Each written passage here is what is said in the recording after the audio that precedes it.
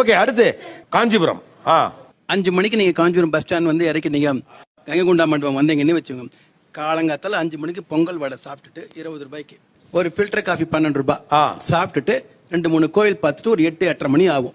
8:30 மணிக்கு அப்படியே வந்தீங்கன்னா பஜார் பக்கம் இருந்தீங்கன்னா காஞ்சிபுரத்துல இன்னைக்கு வரைக்கும் ரவா தோசை வேற எங்கேயுமே கிடைக்காது. காஞ்சிபுரம் ரவா தோசை. ரவா தோசை 8:30 மணிக்கு சாப்பிட்டுட்டு நம்ம சின்ன காஞ்சிபுரம் பக்கம் போனோம், கோவில் போறோம். அந்த கோவில் ஏரியாலேயே கோவில் இட்லி, காஞ்சிபுரம் குடலை இட்லி. என்னது காஞ்சிபுரம் குடலை இட்லி? அது காஞ்சிபுரம் குடலை இட்லி. அது மூங்கில்ல செய்வாங்க. அந்த ஒரு இட்லியே 2.25 கிலோ இருக்கும். ஒரு இட்லி 2.25 கிலோ. அதை வந்து கிட்டத்தட்ட 6 இருந்து 7 பேர் திருப்தியா சாப்பிடலாம்.